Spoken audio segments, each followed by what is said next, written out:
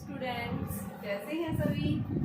देखिए, हम जो टॉपिक कर रहे थे, हमारे पास जो टॉपिक था, टॉपिक क्या है बेटा? Common potential, loss of energy and the charge on the capacitors. हमें उसके न्यूमेरिकल्स करने, कॉन्सेप्ट हमने पढ़ा हुआ है। कॉमन पोटेंशियल का फॉर्मूला मैंने क्या बताया था कि जब भी आप दो मैट्रिक्स पे को किसी वायर के थ्रू कनेक्ट कर देते हैं तो ये क्या करते हैं, अपने चार्जेस को ट्रांसफर करते हैं। तब तक ट्रांसफर करते हैं जब तक कि दोनों के ऊपर पोटेंशियल क्या ना हो जाए, सेम ना हो जाए। ठीक है, तो यहाँ पे ये दोनों क्या कर लेते हैं, एक कॉमन पोटेंशियल एक्वायर कर लेते हैं जिसको हम क्या बोलते हैं, C1 प्लस C2। जब हम इनको किससे कनेक्ट करें, एक मेटेलिक वायर से कनेक्ट कर रहे हैं। सेकेंड हमारे पास में क्या आता है, चार्ज जो है, जब आपने इनको मेटेलिक वायर से कनेक्ट किया है तो कनेक्ट करने के बाद में इन्होंने जब कॉमन पोटेंशियल गेन कर लिया है तो उस केस में इनके पास में जो है चार्ज क्या आएगा, तो यानी फर्स्ट बॉडी के पास चार्ज क्या आएगा, C1 भी। पोटेंशियल दोनों का सेम हो गया। इसी तरह से आप क्या निकालेंगे, सेकेंड बॉडी का भी चार्ज चेंज हो जाएगा जो किसके इक्वल आएगा, C2V के इक्वल। थर्ड हमारे पास में loss of energy. Loss of energy मैंने बताया था, इनिशियल एनर्जी क्या थी जब हमने इनको वायर से कनेक्ट किया था, उस केस में हमारे पास इनिशियल एनर्जी क्या आती है, हाफ C1V²। ठीक है, और जब हम इनको क्या कर रहे हैं, किसी मेटेलिक वायर से जब कनेक्ट कर देते हैं तो उस केस में क्या आ जाती है, C1 प्लस C2 इंटू में V² एक कॉमन पोटेंशियल। और फिर इन दोनों का हम डिफरेंस कर देते हैं तो हमारे पास में इनका डिफरेंस आता है C1 C2 अपॉन में 2C1 C2 V1 माइनस या V1 प्लस V2 का स्क्वायर। माइनस होता है बेटा ये, तो आपके पास में ये फॉर्मूला आता है, यानी कि जिसको हम क्या बोलते हैं, लॉस ऑफ एनर्जी देता है ये। ठीक है, तो हमें क्या करना है, लॉस ऑफ एनर्जी का फॉर्मूला निकालना है। हमें क्या निकालना है, चार्ज निकालना है इनके ऊपर। जब आपने वायर से कनेक्ट किया है, वायर से कनेक्ट करने के बाद में इन्होंने फाइनली चार्ज कितना एक्वायर किया है और साथ में इनका कॉमन पोटेंशियल क्या है, हमें ये निकालना है। तो देखिए, अभी मैंने क्या बताया, इनके फॉर्मूला बताया। तो फर्स्ट ऑफ ऑल हम किसके बारे में बात करेंगे कि इनका कॉमन पोटेंशियल जो है वो किसके इक्वल है। तो देखिए, यहाँ पे हमारे पास में क्या है, यहाँ पे एक कैपेसिटर है जिसका कैपेसिटेंस कितना है, C1 2 माइक्रोफैराड। सेकंड जो है क्या है, इसको कितनी वोल्ट से चार्ज किया हुआ है, 50 वोल्ट से। सेकंड कैपेसिटर है, इसके क्रॉस कितना है पोटेंशियल, यानी V2 जो है आपके पास 20 वोल्ट है और इसका कैपेसिटेंस कितना दिया हुआ है, 1 माइक्रोफैराड। ठीक है, क्या कर दिया, इनको पैरेलल में कनेक्ट किया हुआ है ये। ठीक है, तो कॉमन पोटेंशियल निकालना है। कॉमन पोटेंशियल है C1 V1 plus C2 V2 upon C1 plus C2। C1 कितना है हमारे पास 2, V1 कितना है 50 प्लस C2 कितना है 1 और वोल्ट कितनी है 20 अपॉन में C1 कितना है 2 प्लस 1। तो ये हमारे पास में 100 प्लस 20 अपॉन में 3, तो ये आ गया 120/3 यानी 40 माइक्रो वोल्ट। ये वोल्ट में आता है बेटा, ये नीचे कैपेसिटेंस भी माइक्रो में आता है, ऊपर ये भी, तो ये दोनों कैंसिल हो जाते हैं। हमारे पास में कितनी वोल्टेज आ गई, कॉमन पोटेंशियल 40 वोल्ट के इक्वल आ गई है। अब सेकंड हमें क्या निकालना है, यहाँ से चार्ज निकालना है। तो हम ये क्या देखेंगे, final charge on capacitor. Final charges on capacitors. First of all we have to find the charge across the capacitor C1 Q1 dash is equal to C1V। C1 की वैल्यू कितनी है हमारे पास में, 2 microfarad, 2 into 10⁻⁻6 and common potential 40 volt. तो ये 80 micro charge यानी coulomb आ गई। Second के क्रॉस कितना आ जाएगा, Q2 dash is equal to C2V। C2 की वैल्यू कितनी है बेटा, यहाँ से आपके पास में C2 के क्रॉस 1 माइक्रोफैराड क्या है, तो ये 1 इंटू 10⁻⁻6 इंटू 40, तो ये हमारे पास आ गया 40 माइक्रो कूलम। यानी सेकंड, फर्स्ट और सेकंड जब हमने इनको वायर से कनेक्ट कर दिया था, कनेक्ट करने के बाद में दोनों क्या करेंगे, अपने चार्जेस को ट्रांसफर करेंगे। और जब तक ट्रांसफर करेंगे, जब तक कि दोनों चार्जेस यानी दोनों कैपेसिटर के अक्रॉस पोटेंशियल क्या ना हो जाए, सेम ना हो जाए। जैसे ही कॉमन पोटेंशियल क्या कर लेते हैं, एक्वायर कर लेते हैं, तो उसके बाद में हम क्या देखेंगे कि इन दोनों कैपेसिटर के ऊपर चार्ज की वैल्यू क्या आई। तो फर्स्ट कैपेसिटर के अक्रॉस चार्ज हमारे पास ये आया, सेकंड कैपेसिटर के अक्रॉस चार्ज की वैल्यू भी आ गई। अब हमें थर्ड क्या निकालना है, यहाँ से लॉस ऑफ एनर्जी। तो लॉस ऑफ एनर्जी के लिए भी हमने क्या पढ़ा था, फॉर्मूला पढ़ रखा है जो कि इसके इक्वल है, delta U is equal to C1 C2 upon 2 C1 plus C2 into में V1 माइनस V2 का स्क्वायर। आपके पास C1 C2 दोनों है, यानी कितना है ये 2 इंटू C2 की वैल्यू 1 माइक्रो में आई है, 10 की पावर -12 और V1 की वैल्यू कितनी है आपके पास में 50, V2 कितना है 20, तो ये 30 बच गया अपॉन में 2 C1 प्लस C2 को ऐड करो, 2 प्लस 1 यानी 3 माइक्रोफैराड, 3 इंटू 10⁻⁻6, ये -6 से -6 कैंसिल, 3 से 3 कैंसिल और ये क्या आ गया आपके पास में 10, तो ये हमारे पास 10⁻⁻6 जो है क्या आ गई, जूल एनर्जी आ गई। ठीक है, क्या पूछा था यहाँ से, लॉस ऑफ एनर्जी। तो यहाँ से हम क्या बताएंगे, हमारे पास में इसकी वैल्यू जो है वो कितनी आएगी, 2। देखिए एक बार आपके पास ये 2 हो गया, यहाँ से हमारे पास 2 और 1 3 हो गया, 3 × 10⁻, और V1 आपके पास स्क्वायर है बेटा, यहाँ पे ये 30 आएगा। ठीक है, तो यहाँ से हम क्या लिखेंगे, 30 × -6, और इसको हम क्या लिख सकते हैं, यानी कि 30 माइक्रो भी लिख सकते हैं, और इसको आप दूसरे फॉर्म में भी चेंज कर सकते हैं। तो हमारे पास में इसकी वैल्यू जो है यानी 30 × 30 हो गया ये, और यहाँ से वैल्यू कैंसिल होगी, तो आपके पास में ये आ जाएगा 30 माइक्रो जूल, आप बता सकते हैं।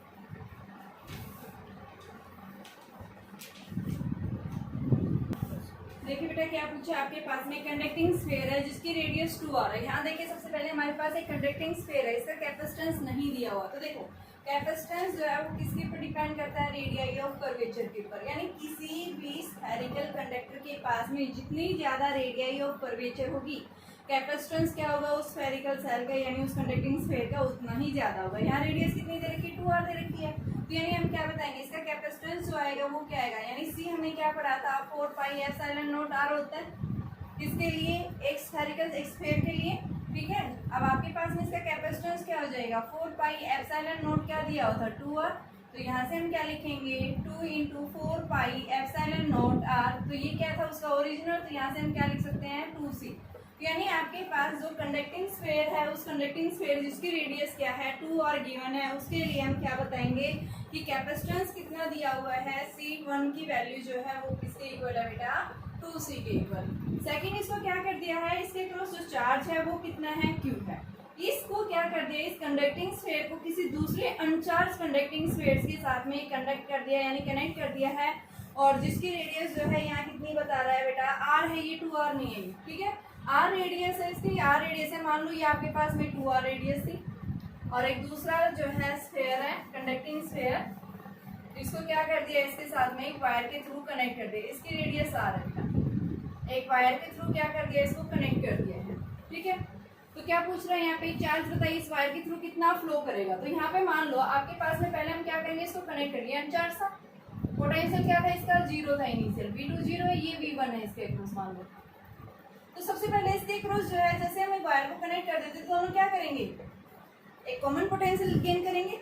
यानी ये कंडक्टर जो चार्ज स्फेरिकल सेल है, जो चार्ज कंडक्टिंग स्फीयर है, ये क्या करेगा, अपने चार्ज को ट्रांसफर करेगा किसके क्रॉस, जो सेकंड अनचार्ज स्फीयर है, इसके क्रॉस क्या करेगा, चार्ज को ट्रांसफर करेगा, जिसके कारण क्या हो जाएगा, आपका कंडक्टर चार्ज हो जाएगा।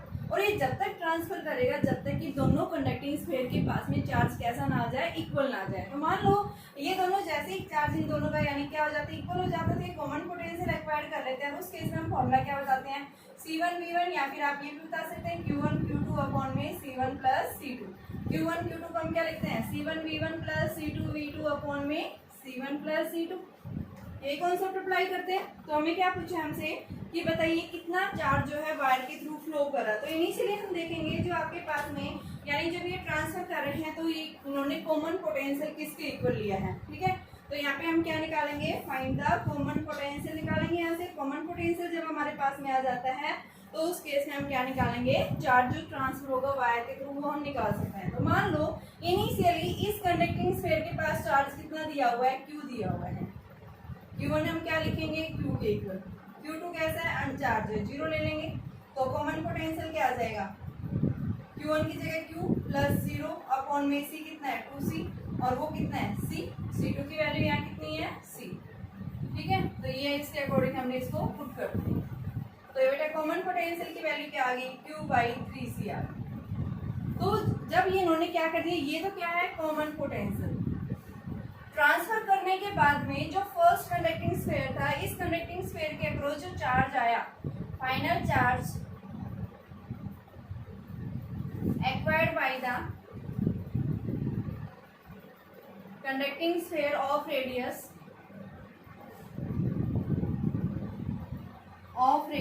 2r।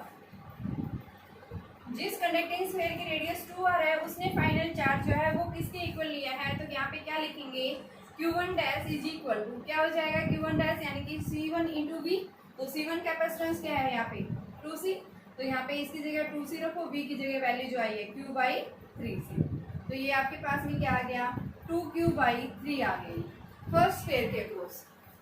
ठीक है, इतना चार्ज क्या किया इसने जो है आया है इसके ऊपर फर्स्ट पेयर के अक्रॉस। अब ये बोल रहा है कि कितना चार्ज इसने ट्रांसफर किया है। तो देखो यहाँ इसमें कितना चार्ज था, इनिशियली जो चार्ज था यानी कि Q1 जो चार्ज था उसमें से Q डैश की वैल्यू हम क्या कर देंगे, सेपरेट कर देंगे। तो यहाँ पे आप क्या लिखेंगे, फाइनल चार्ज या charge flow from conducting sphere. तो कंडक्टिंग स्फीयर कितना चार्ज करेगा, देखो इसके पास इनिशियल चार्ज Q था और बाद में कॉमन ट्रांसफर करने के बाद क्या ले लिया इसने, Q1 डैश ले लिया। ठीक है, तो इसके पास कितने जाएगा, इसमें से हम क्या कर देंगे, इनिशियली जो चार्ज था उसमें से ये क्या कर देंगे सबट्रैक्ट। तो क्या आ जाएगा Q1 माइनस Q1 डैश, तो Q1 Q के इक्वल और Q डैश की वैल्यू कितनी है 2q/3। तो ये कितना आ गया q/3 आ गया। ये क्या आ गया फाइनल, यानी कि वायर के थ्रू जो चार्ज फ्लो कर रहे हैं उसकी वैल्यू क्या आई है q/3 के इक्वल आई है।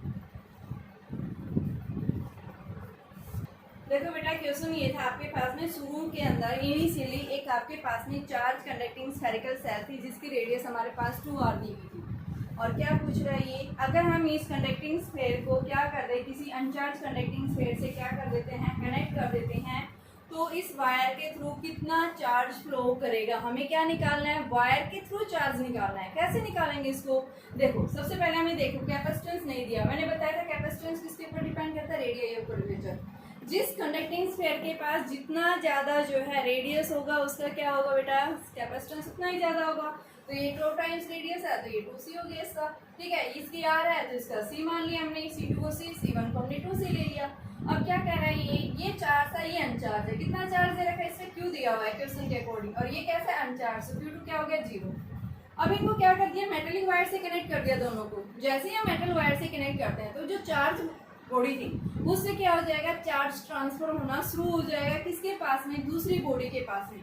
और ये जब तक ट्रांसफर करेगा जब तक कि दोनों कंडक्टिंग सेल्स का जो है चार्ज क्या ना हो जाए, इक्वल, यानी पोटेंशियल सेम ना हो जाए। ठीक है, तो यहाँ पे सबसे पहले हम देखेंगे कि ये चार्ज ट्रांसफर कर रहा था, और जब तक ट्रांसफर करता रहेगा जब तक कि दोनों स्फीयर्स क्या ना ले लें, एक कॉमन पोटेंशियल एक्वायर नहीं कर लेते। तो हमारे पास क्या देखेंगे, कॉमन पोटेंशियल किसकी इक्वल आएगा। तो उस कॉमन पोटेंशियल को निकालने के लिए हम क्या देखेंगे, देखो फॉर्मूला हमने क्या पढ़ा था, कॉमन पोटेंशियल होता है टोटल चार्ज अपॉन में टोटल कैपेसिटेंस। टोटल चार्ज इस पे Q1 ले रखा है, इस पे कितना है Q2। तो यहाँ पे हमने Q1 की वैल्यू क्या दे रखी है क्वेश्चन में, Q दे रखी है, और Q2 कैसा है, अनचार्ज है, ये क्या रख दिया 0 अपॉन में टोटल कैपेसिटेंस इसका 2c है, इसका कितना है भाई c है। ठीक है, हमारे पास कितना आ गया, ये कॉमन पोटेंशियल आ गया इनके क्रॉस। ठीक है, अब कॉमन पोटेंशियल जब हम निकाल लेते हैं तो ये पूछ रहा है कि जो फर्स्ट यानी ट्रांसफर करने के बाद, चार्ज ट्रांसफर करने के बाद इस फर्स्ट स्फेरिकल सेल के क्रॉस चार्ज क्या है, क्योंकि पहले ये चार्ज है ना तभी तो आगे भेजेगा ही। ठीक है, तो यानी इसमें से वायर में से कितना ट्रांसफर हो रहा है, तो सबसे पहले हम इसके क्रॉस, तो Q1 dash is equal to C1b, क्या आ गया हमारे पास, ये आ गया। अगर सेकंड इसके क्रॉस पूछता तो हम C2b कर देते, लेकिन क्या पूछ रहे बीच में जो वायर लगा रखा है, तो उसमें से क्या कर दो, यहाँ से इस साइड जा रहा है, हाइयर से लोअर की तरफ जा रहा है, तो इसके पास चार्ज ज्यादा है, इसके पास अनचार्ज है। तो Q में से क्या कर दो, जो इसका चार्ज है वो सब्ट्रैक्ट कर दो, हमारे पास ये वैल्यू आ जाएगी Q/3 आ जाएगी। देखो बेटा यहाँ जो क्वेश्चन है थोड़ा सा कॉन्सेप्ट इसमें चेंज हो गया है। देखो अभी तक जो हमने पढ़ा था, देखो आपके पास में एक कैपेसिटर ये था और दूसरा कैपेसिटर हम इस तरह से कनेक्ट कर देते हैं, ये C1 कैपेसिटर, ये C2, ये किसका पॉजिटिव, ये भी पॉजिटिव से कनेक्टेड होता है। हम क्या बताते हैं, कैपेसिटर किसमें है, पैरेलल में। ठीक है, लेकिन अगर यहाँ पे क्वेश्चन में क्या बोल दिया कि अगर आपके पास फर्स्ट कैपेसिटर की जो पॉजिटिव प्लेट है वो दूसरे कैपेसिटर की नेगेटिव प्लेट से, और जो नेगेटिव प्लेट है वो सेकंड कैपेसिटर के पॉजिटिव प्लेट से कनेक्टेड है। ठीक है, इस तरह से कनेक्टेड दिया हुआ है। तो यहाँ इसने बोला है, देखो क्वेश्चन आपके पास जब भी इस तरह से दिया होगा सेम क्या है, पोलरिटी से कनेक्टेड होते हैं, उस केस में हम यहाँ पे कॉमन पोटेंशियल के केस में हमारे पास फॉर्मूला आता है C1v1 plus C2v2 upon C1 plus C2। ये देखा था जब सेम कैपेसिटर यानी सेम पोलरिटी से कनेक्टेड है, दो कैपेसिटर अगर सेम पोलरिटी से कनेक्टेड होते हैं तो उस केस में हमारे पास में कॉमन पोटेंशियल जो आता है वो इसके इक्वल होता है। लेकिन यहाँ क्वेश्चन थोड़ा सा चेंज कर दिया है। यहाँ क्वेश्चन के अंदर क्या बोला है कि जो फर्स्ट कैपेसिटर है वो सेकंड कैपेसिटर के नेगेटिव प्लेट से कनेक्टेड है, यानी अपोजिट पोलरिटी से कनेक्टेड है। तो उस केस में यहाँ पे कॉमन पोटेंशियल किसके इक्वल होगा? तो उस केस में हम क्या निकालेंगे कि जब भी आपके पास में अपोजिट पोलरिटी से जब कैपेसिटर्स कनेक्टेड हैं तो यहाँ पे हम बेटा प्लस की जगह क्या कर देंगे, माइनस कर देंगे। क्यों? क्योंकि क्या है, अपोजिट पोलरिटी से कनेक्टेड है। तो यहाँ पे क्वेश्चन के अंदर क्या पूछा, देखो एक कैपेसिटर है, इस कैपेसिटर की कैपेसिटेंस की वैल्यू C1 जो है वो 4 माइक्रोफैराड दी हुई है और इसको क्या कर दिया है, बैटरी से कनेक्ट कर दिया। बैटरी कितने वोल्ट की है, यहाँ पे 30 वोल्ट की है, यानी V1 30 वोल्ट हो गया। इसी तरह से दूसरा कैपेसिटर है, इस दूसरे कैपेसिटर का कैपेसिटेंस 2 माइक्रोफैराड है और इसको कितनी वोल्टेज से कनेक्ट किया हुआ है, 15 वोल्ट की बैटरी से कनेक्ट किया हुआ है। अब ये बोल रहा है कि जो फर्स्ट प्लेट था उसका जो पॉजिटिव प्लेट है वो सेकंड कैपेसिटर के नेगेटिव प्लेट से, एंड जो फर्स्ट प्लेट का नेगेटिव प्लेट है, नेगेटिव टर्मिनल है, उसको क्या कर दिया, दूसरे कैपेसिटर के पॉजिटिव प्लेट से कनेक्टेड कर दिया। तो यहाँ पूछा क्या है कि बताइए हर एक कैपेसिटर के अक्रॉस चार्ज कितना जाएगा और साथ में एनर्जी लॉस भी किसके इक्वल आएगी, यानी क्या निकालना है हमें, find the energy loss and also calculate the कि आपके पास में यहाँ पे कॉमन पोटेंशियल क्या होगा और हर एक कैपेसिटर के अक्रॉस चार्ज की वैल्यू कितनी आएगी। तो सिंपल सा है, कुछ नहीं करना, सिर्फ आपने यही ध्यान रखना अपोजिट पोलरिटी से कनेक्टेड है तो उस केस में जो इनके बीच में साइन आता है वो क्या हो जाता है, चेंज हो जाता है। तो देखो सबसे पहले हम देखेंगे कि जब इनको कनेक्ट कर दिया है तो कॉमन पोटेंशियल क्या लेंगे, C1V1 प्लस में C2V2 upon C1 plus C2 था। यहाँ जब सेम पोलरिटी से कनेक्टेड होते प्लस, यहाँ किससे है, अपोजिट पोलरिटी से, यानी इस केस में हमारे पास क्या आ जाएगा, C1 की वैल्यू कितनी है 4 इंटू 30 माइनस 2 इंटू 15 अपॉन में नेट कैपेसिटेंस कितना है 6 माइक्रोफैराड। यहाँ पे हम क्या कर देंगे 10⁻⁻⁶, तो ये आपके पास 120 microcoulomb minus 30 microcoulomb, micro means 10⁻⁻⁶ upon में 6 इंटू 10⁻⁻⁶, ये से क्या हो गया, कैंसिल हो गया। और ये हमारे पास में बेटा यहाँ पे भी जो है इनका नीचे जो कैपेसिटेंस है उसकी वैल्यू भी हमारे पास कितनी आ गई, ये वैल्यू आ गई है। तो ये आपके पास में 90/6, तो ये कितना आ गया 15 वोल्ट आ गया। कॉमन पोटेंशियल इन्होंने कितना ले लिया 15।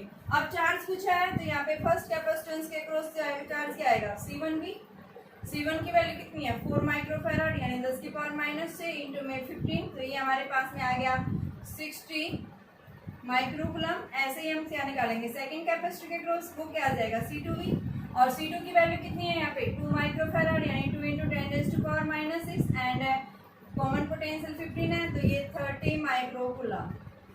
ठीक है, अब थर्ड क्या पूछा है यहाँ पे लॉस ऑफ एनर्जी। तो लॉस ऑफ एनर्जी निकालने के लिए क्या फॉर्मूला है, delta U is equal to C1 C2 upon C1 plus C2 into में 2, और यहाँ पे बेटा क्या आ जाएगा V1 माइनस V2 की जगह V1 प्लस V2 ले लेंगे क्योंकि अपोजिट, वहाँ पे साइन चेंज हो गया तो यहाँ पे भी साइन क्या हो जाएगा, चेंज हो जाएगा। तो हमारे पास वैल्यू कितनी आ जाएगी, देखिए C1 की वैल्यू कितनी है 4 इंटू 2 इंटू 10⁻⁻12 अपॉन में 2 इंटू 6 इंटू 10⁻⁻6, और V1 प्लस V2 कितना है, V1 30, ये कितना है 15, तो ये आ गया 45।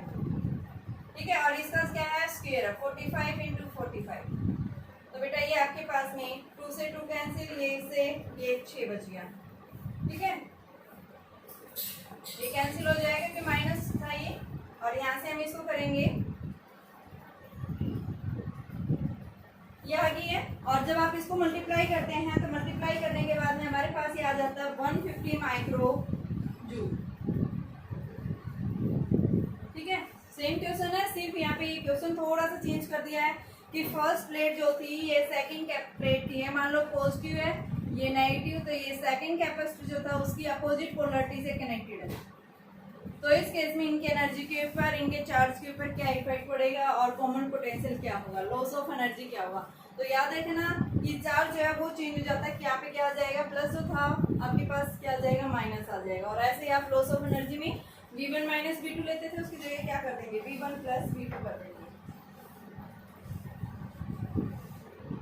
देखो बेटा इस क्वेश्चन के अंदर क्या बताया, आपके पास 3 कैपेसिटर से, फर्स्ट है 4 माइक्रोफैराड, सेकंड है 6 माइक्रोफैराड एंड थर्ड है 12 माइक्रोफैराड।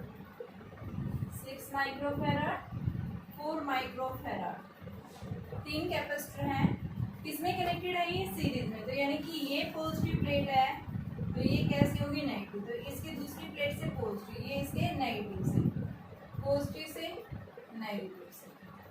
इसको क्या कर दिया? इनिशियली 110 वोल्ट की बैटरी से कनेक्ट किया हुआ। ठीक है, तो फर्स्ट केस में हम देखेंगे जब हम किसमें? सीरीज में। सीरीज में क्या सेम रहता है? चार्ज। तो सबसे पहले हम देखेंगे इनका इक्विवेलेंट। तो इक्विवेलेंट क्या आएगा? C equivalent 1/4 plus 1/6 plus 1/12। तो आपके पास में इनका एलसीएम कितना आ गया है?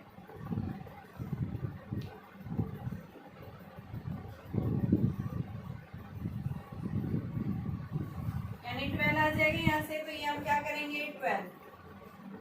तो 3 प्लस 2 प्लस 1, तो ये हमारे पास 6/12। तो सी इक्विवेलेंट की वैल्यू बेटा 2 माइक्रो फैराड आ गई। अब क्या पूछा है यहाँ पे? चार्ज सीरीज के अंदर क्या रहता है? चार्ज सेम रहता है। तो फर्स्ट कैपेसिटर के अक्रॉस क्या आ जाएगा? C1 × V। तो आपके पास में जो फर्स्ट कैपेसिटर है यानी कि नेट इक्विवेलेंट चार्ज निकालेंगे, क्योंकि पूरा सर्किट क्या करेगा? एक सिंगल कैपेसिटर की तरह बिहेव करेगा। तो नेट आपके पास में टोटल चार्ज आएगा C equivalent × V। C equivalent की वैल्यू कितनी आ रही है? 2 माइक्रो फैराड, यानी 10⁻⁻6। एंड वोल्टेज कितनी दे रखी है आपको? 110 वोल्ट बैटरी लगा रखी है। तो ये आपके पास में क्या आ गया? 110 हो गया। तो इसकी वैल्यू हमारे यहाँ पास आ गई 220 माइक्रो कूलम जो है। ये क्या आ गया? जब हमने 3 कैपेसिटर जो है किसमें लगा रखे थे? इनिशियली सीरीज में कनेक्ट किए हुए थे। तो उस केस में यहाँ पे इनके अक्रॉस जो है यानी कि चार्ज की वैल्यू जो आ रही है कितना आ गया? 220 कूलम। अब देखो आगे पार्ट में क्या कह रहा है कि यहाँ से इस बैटरी को रिमूव कर दिया गया है। रिमूव करने के बाद अब क्या किया? इन तीनों कैपेसिटर को इस तरह से कनेक्ट, पैरेलल में कनेक्ट कर दिया। तो यानी जो पॉजिटिव प्लेट्स है फर्स्ट की, सेकंड की एंड थर्ड की, ये भी पॉजिटिव प्लेट, ये नेगेटिव, ये पॉजिटिव, ये नेगेटिव एंड थर्ड कैपेसिटर की भी पॉजिटिव प्लेट, इन तीनों को क्या कर दिया? एक कॉमन वायर से कनेक्ट कर दिया। इनको इस तरह से कनेक्ट कर दिया। ठीक है, और बैटरी यहाँ से क्या कर दिया? रिमूव कर दिया। तो देखो मैंने कॉन्सेप्ट बताया था आपको बेटा, बैटरी कनेक्टेड है या बैटरी डिसकनेक्टेड है। किसी भी सर्किट के अंदर जब बैटरी रिमेन्स कनेक्टेड रहती है उस केस में हम क्या बताते हैं? पोटेंशियल सेम रहता है उस सर्किट के अंदर। लेकिन अगर आप क्या कर रहे हैं? बैटरी को रिमूव कर देते हैं तो उस सर्किट के अंदर चार्ज की वैल्यू रिमेन्स क्या रहेगी? कॉन्स्टेंट। तो यहाँ पे क्या रहेगा कि जब आप इनको पैरेलल में लगा रहे हैं और बैटरी यहाँ रिमूव कर दी है, तो after removal the battery of battery charge remains same, यानी Q1, Q2 एंड Q3 क्या रहेगा? सेम रहेगा ये। ठीक है, तो अब हम क्या देखेंगे यहाँ पे? जब इनको हमने कनेक्ट कर दिया है तो इस केस में कॉमन पोटेंशियल यानी क्या रहेगा? पैरेलल में पोटेंशियल सेम, तो इनका कॉमन पोटेंशियल किसके इक्वल आएगा? तो यहाँ क्या लिखेंगे? Q1 plus Q2 plus Q3 upon में C1 plus C2 plus C3।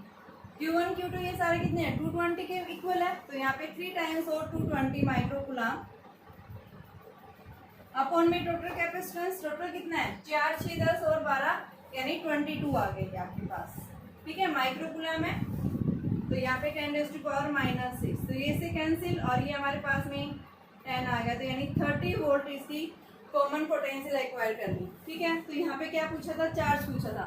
तो ये तो आपने जब इनको क्या किया? पैरेलल में कनेक्ट किया तो कॉमन पोटेंशियल। अब फर्स्ट कैपेसिटेंस के अक्रॉस जो है यानी चार्ज क्या आएगा? तो Q1 डैश आफ्टर कनेक्शन, यानी कि जब आपने इसको रिमूव कर दिया बैटरी से तो फर्स्ट कैपेसिटर के अक्रॉस चार्ज, क्योंकि पैरेलल में चार्ज चेंज हो जाता है।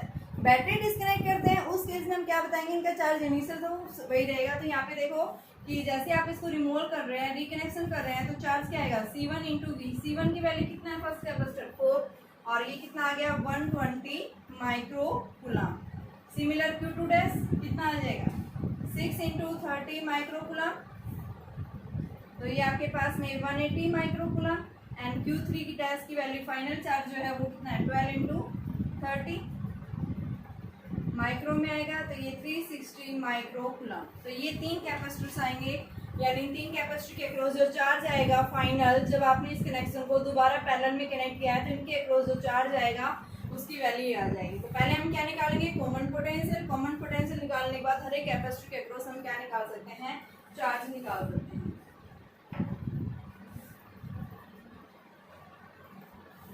देखिए बच्चों, इसके अंदर क्या पूछा है आपके पास में, एन स्मॉल ड्रॉप से मिलकर के क्या बनी है, एक बड़ी रेन ड्रॉप फॉर्म हुई है, जहाँ पे स्मॉलर जो ड्रॉप थी उसकी रेडियस स्मॉलर आ रहा है, चार्ज जो है सभी आइडेंटिकल ड्रॉप्स की, एन आइडेंटिकल ड्रॉप्स का चार्ज कितना है, स्मॉल क्यू है। सभी मिलके क्या कर रही है, एक बड़ी ड्रॉप फॉर्म कर रही है, जहाँ पे बड़ी ड्रॉप की जो रेडियस है वो हमने क्या मान ली, क्या है, आर रेडियस है। ये कितना है, स्मॉल आर। इस पे चार्ज कितना है, क्यू। इस पे चार्ज क्या हो जाएगा, एन टाइम्स ऑफ क्यू। ठीक है, यहाँ पे क्या कर रहे हैं, इससे जो है यानी कि एन ड्रॉप से मिलकर के क्या फॉर्म हुई है, ये एक बड़ी ड्रॉप है फॉर्म हो रही है। ठीक है, तो यहाँ पे हम क्या बताते हैं, इन सब का जो है यानी वॉल्यूम क्या रहेगा, बराबर रहेगा कि volume of larger drop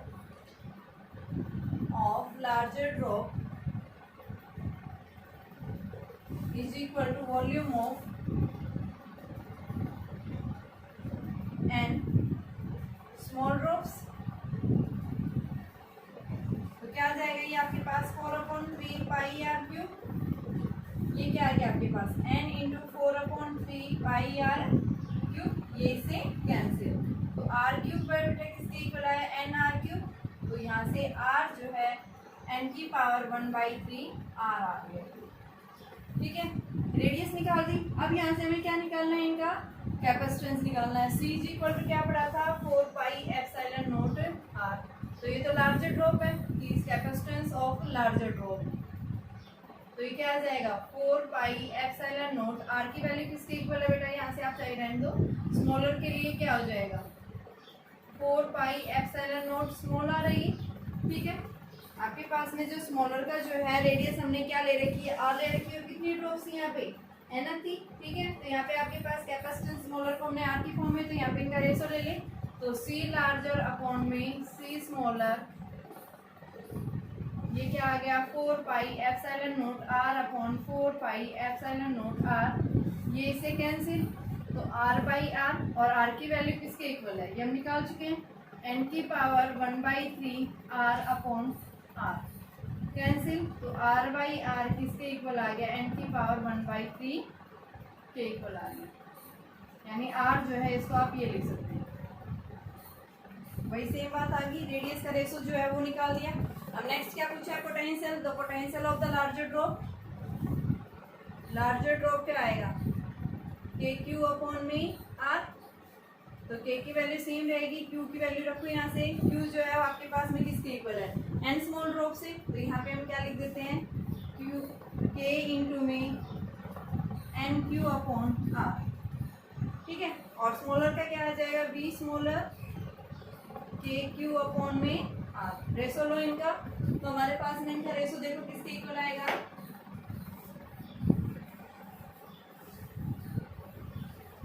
ratio आ जाएगा वी लार्जर अपॉन में वी स्मॉलर। आपके पास बेटा क्यू के इंटू एन क्यू अपॉन में आर की जगह वैल्यू रखो 1/3 आर, और नीचे क्या है, के क्यू बाई आर। आर से आर कैंसिल, तो ये हमारे पास में एन 1 माइनस 1/3, तो ये हमारे पास में क्या आ गया, एन की पावर 2/3 आ गया। पोटेंशियल का रेशो आ गया ये इनका। ठीक है, अब हमें क्या निकालना है, यहाँ पे एनर्जी स्टोर, एनर्जी स्टोर के ऊपर रेशो। तो एनर्जी स्टोर जो है यू लार्जर की क्या होती है energy, Q square by 2c, और स्मॉलर का क्या होता है, क्यू स्क्वायर अपॉन 2c। ठीक है, ये लार्जर का कैपेसिटेंस, ये स्मॉलर। सारी वैल्यू हमने रख रखी, इनकी वैल्यू पुट करेंगे यहाँ से, तो हमारे पास में क्या आ जाएगा, देखो इसकी वैल्यू आप रखिए, कितनी वैल्यू आएगी, देखिए मैं यहाँ से मिटा रही हूँ ये, देखो बेटा क्या आएगा आपके पास में, यू लार्जर अपॉन में you smaller, Q square upon में 2c इंटू में क्यू स्क्वायर अपॉन में 2c। ये इससे कैंसिल, ये लार्जर की है, ये स्मॉलर की, क्यू अपॉन क्यू स्क्वायर, और यहाँ से हम क्या लिख सकते हैं, सी अपॉन सी, ये स्मॉल का, ये लार्ज। इनकी वैल्यू हमने निकाल रखी है, Q upon Q, capital Q जो है वो किसके इक्वल है, एन क्यू। तो यहाँ पे एन क्यू अपॉन क्यू, और सी स्मॉलर जो है आपके पास में किसके इक्वल है, 4 पाई एप्सिलॉन नॉट आर, और ये किस किसके इक्वल है 4 पाई एप्सिलॉन नॉट आर, ये इससे कैंसिल, ये आपके पास में क्यू से क्यू कैंसिल, तो एम स्क्वायर और यहाँ से इंटू में आर की जगह आर ही और कैपिटल आर की जगह 1/3 जो है आर आ गया, ये इससे कैंसिल, तो 2 माइनस 1/3 करेंगे तो हमारे पास में कितनी आ जाएगी, यू का जो रेशो आएगा, एनर्जी स्टोर्ड का जो रेशो आएगा वो किसके इक्वल आएगा, तो देखिए यू लार्जर अपॉन में यू स्मॉलर, किसके इक्वल आ गया n2 माइनस 1/3, तो ये आपके पास में u n 5/3, ये हमारे पास में एनर्जी स्टोर्ड का रेशो है, लार्जर अपॉन में स्मॉलर। एनर्जी स्टोर का रेशो पूछता है यहाँ पे, जब आपके पास n आइडेंटिकल ड्रॉप से एक लार्जर ड्रॉप फॉर्म हुई है तो वहाँ पे एनर्जी स्टोर का रेशो अगर पूछता है larger drop to smaller drop, तो हमारे पास में रेशो क्या आएगा, यानी कि n⁻⁵ अगर यहाँ पे किसकी रेशो पूछता है, पोटेंशियल का रेशो पूछता है, तो उस केस में हम क्या बताएंगे, क्या आएगा n⁻²3 आएगा। और कैपेसिटेंस का रेशो पूछता है तो वहाँ पे आप क्या बता सकते हैं, r/r था ये, c लार्जर अपॉन में c स्मॉलर, और ये डायरेक्टली रेडियस ऑफ कर्वेचर के ऊपर था और इसकी वैल्यू क्या थी n/1/3, ठीक है। तो ये कैपेसिटेंस के रेशो आ गया, ठीक है। दूसरा क्या, पोटेंशियल का रेशो पूछा था, ये आ गया, और एनर्जी स्टोर्ड का रेशो ये वैल्यू आ गया हमारे पास। ये बेटा क्वेश्चन क्या है, आपके पास में एक पैरेलल प्लेट कैपेसिटर है, इस कैपेसिटर का जो कैपेसिटेंस है वो कितना है, C0, इसको एक बैटरी से कनेक्ट किया हुआ है, ये बैटरी होगी जिसका पोटेंशियल V0 है, ठीक है। अब एक डाइलेक्ट्रिक स्लैब इसके बीच में इंसर्ट कर दिया, यानी कि पहले जो है इंसर्ट करने से पहले इसके पास चार्ज जो था C0 V0, अब इसके अंदर एक डाइलेक्ट्रिक स्लैब इंसर्ट कर दी जिसमें K की वैल्यू 5 दे रखी है, तो क्या हो जाएगा, कैपेसिटेंस के टाइम बढ़ जाएगा, लेकिन पोटेंशियल बैटरी रिमेन्स कनेक्टेड है, यानी पोटेंशियल क्या रहेगा इसका, रिमेन्स सेम। तो Q2 की वैल्यू जो हमारे पास आएगी K C0 V0, के टाइम्स बढ़ गया कैपेसिटेंस, पोटेंशियल क्या रहेगा इसका, सेम रहेगा, ठीक है। अब देखिए यहाँ से हम क्या बताएंगे कि क्वेश्चन फर्स्ट पार्ट पूछा है इसने कि आपको क्या निकालना है, जब इस डाइलेक्ट्रिक स्लैब इंसर्ट कर दिया कितना चार्ज फ्लो कर रहा है इस पावर सप्लाई के थ्रू, तो यहाँ से हम क्या करेंगे, डेल्टा क्यू चार्ज निकालना है, तो चार्ज जो फ्लो करेगा Q2 minus Q1, final charge कितना है जब स्लैब को इंसर्ट किया है, और इनिशियल क्या था, तो आपके पास में क्या आ जाएगा K-1 into C0 V0, K की वैल्यू कितनी है 5 माइनस 1 यानी 4 C0 V0 आएगा। इतना चार्ज जो है बैटरी के द्वारा क्या करेगा, फ्लो करेगा, एक्स्ट्रा चार्ज फ्लो करेगा पावर सप्लाई के थ्रू। वर्क डन कितना आएगा यहाँ पे, देखो जब भी हम क्या करते हैं किसी भी डाइलेक्ट्रिक स्लैब को पैरेलल प्लेट कैपेसिटर के बीच में इंसर्ट कर देते हैं, पोटेंशियल रिमेन्स क्या रहता है, सेम रहता है, और सारी चीजें क्या हो जाती है, बढ़ जाती है, कैपेसिटेंस भी इंक्रीज हो जाता है, चार्ज भी बढ़ जाता है, एनर्जी स्टोर भी बढ़ जाती है, ठीक है। तो यहाँ पे हमारे पास में चार्ज की वैल्यू यानी क्या होगी है, इंक्रीज होगी, कितना आ गया 4 टाइम्स आ गया। नेक्स्ट यहाँ पे कितना वर्क डन हो रहा है, ठीक है, कि बैटरी के कारण जो वर्क डन हुआ है उस वर्क डन की वैल्यू भी जो है आपको क्या करके निकाल के दिखाना है। तो पोटेंशियल कितना पढ़ाई, देखो V इज इक्वल टू क्या पढ़ा था आपने, W/Q पढ़ रखा है, तो यहाँ से हमारे पास में वर्क डन जो बैटरी के कारण सप्लाई किया जाएगा किसके इक्वल आएगा, V into delta Q, potential कितना है इसका V0 दिए रखा है, तो ये आपके पास में V0 इंटू में डेल्टा क्यू 4 C0 V0, तो यहाँ से बैटरी के कारण जो वर्क डन किया जाएगा वो क्या आएगा 4 C0 V0 स्क्वायर आएगा, ठीक है। अब सेकंड पार्ट इसके अंदर देखो क्या पूछा है, ये तो हमने फर्स्ट पार्ट निकाला है, इसके अंदर सेकंड पूछा है कि चेंज इन एनर्जी, जो कैपेसिटर एनर्जी स्टोर करेगा वो एनर्जी जो है आप निकालिए, और साथ में कनेक्टिंग वायर के थ्रू जो है कितनी एनर्जी जो है वो प्रोड्यूस हो रही है, उस एनर्जी को भी हमें निकालना है। तो सबसे पहले हम देखेंगे यहाँ पे एनर्जी कितनी चेंज हो रही है। इनिशियल एनर्जी क्या थी इसके पास में, जब हमने कोई डाइलेक्ट्रिक स्लैब इंसर्ट नहीं की थी, उस केस में हमारे पास इनिशियल एनर्जी है हाफ C0 V0 स्क्वायर, ठीक है। जैसे हम इसके अंदर डाइलेक्ट्रिक स्लैब इंसर्ट कर देते हैं पैरेलल प्लेट कैपेसिटर के बीच में, तो हमारे पास में फाइनल एनर्जी जो आएगी वो क्या आएगी, half K times of C0 into V0 square. तो ये आपके पास K की वैल्यू कितनी है 5, तो 5/2 C0 V0 का स्क्वायर, फाइनल एनर्जी आ गई।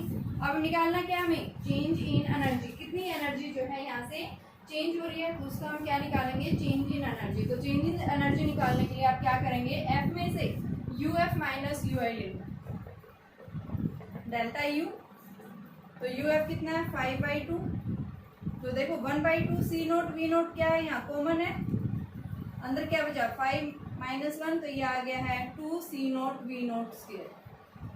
डेल्टा चेंज इन एनर्जी आ गई। अब सेकेंड पार्ट पूछा है यहाँ पे, हीट जो प्रोड्यूस हो रही है वो किसके इक्वल हो रही है।